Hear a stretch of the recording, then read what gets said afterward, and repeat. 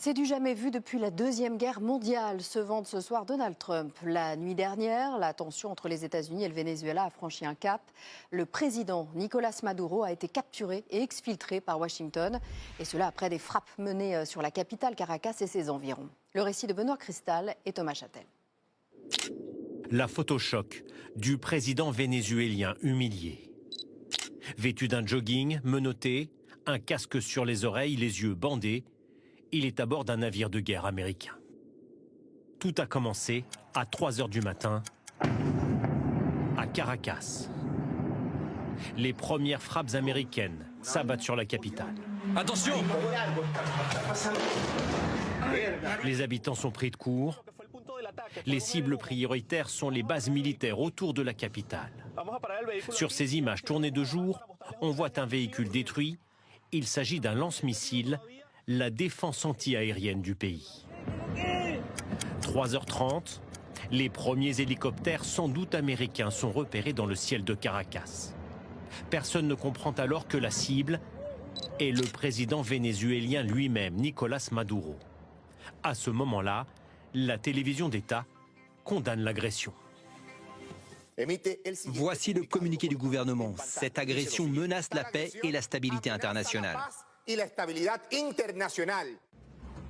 4h15, fin des frappes américaines. Les premiers habitants sortent dans les rues pour constater les dégâts. Caracas est une ville fantôme. Personne ne sait que le président manque à l'appel.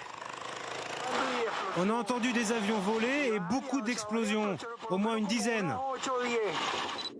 Pendant ce temps, à Washington, Donald Trump assiste en direct à la capture de Nicolás Maduro et de son épouse.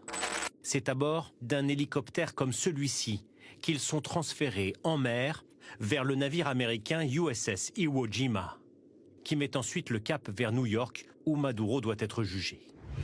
À 6 h du matin, la vice-présidente du Venezuela, qui assure l'intérim, prend la parole. Nous exigeons du gouvernement de Donald Trump des preuves de vise immédiates de Nicolás Maduro et de la Première Dame.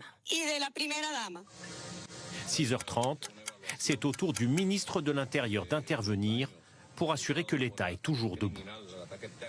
Depuis le lieu où je me trouve, j'appelle le peuple au calme. Vive la patrie!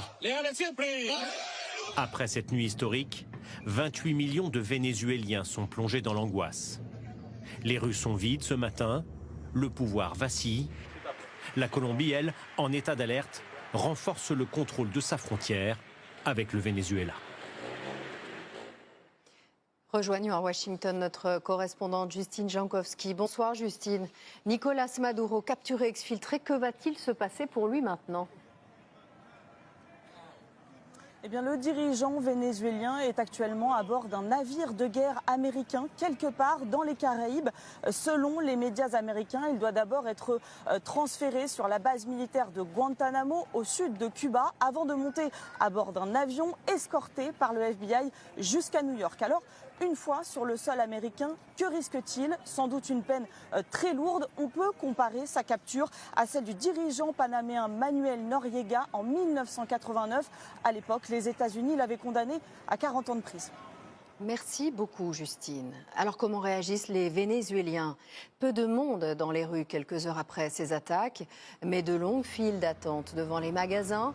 La population s'emploie à faire des provisions pour les jours à venir. Écoutez ces réactions recueillies par notre équipe sur place. Tout est fermé dans la rue. Je fais des courses alimentaires parce que nous ne savons pas comment va évoluer la situation économique à la suite de ces événements à Caracas. Que va-t-il se passer maintenant au Venezuela, privé de président? Lors d'une conférence de presse donnée en fin d'après-midi, Donald Trump a annoncé que les États-Unis prendraient le contrôle du pays jusqu'à ce qu'une transition jugée sûre ait lieu. Olivier Santiki, Mathieu Desmoulins et Alizé Colvaux.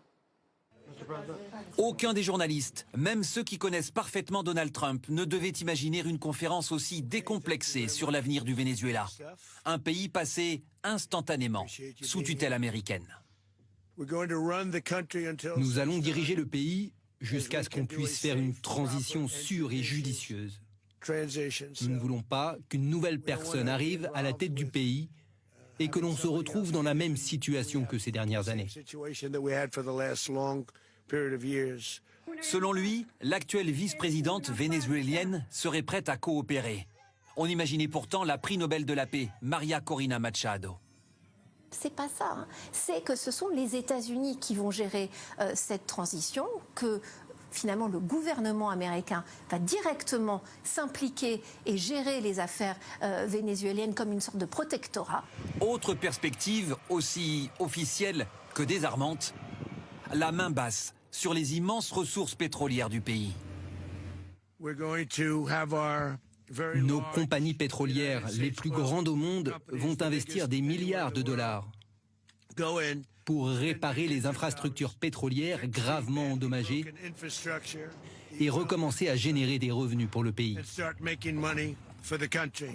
Et puis, au cas où le président des États-Unis n'obtiendrait pas tout ce qu'il veut, il donne un avertissement on ne peut plus explicite. La première attaque a été un succès. Nous n'aurons probablement pas besoin d'en faire une seconde. Malgré tout, nous sommes prêts pour une deuxième attaque. La loi du plus fort, le dérèglement et la marchandisation de l'ordre mondial poussés à l'extrême. À ce stade, ni les instances internationales, ni le peuple vénézuélien n'en voient au chapitre. Et Emmanuel Macron ce soir réagit. Le peuple vénézuélien est aujourd'hui débarrassé de la dictature de Nicolás Maduro et ne peut que s'en réjouir. Le chef de l'État qui vient de s'entretenir avec Donald Trump.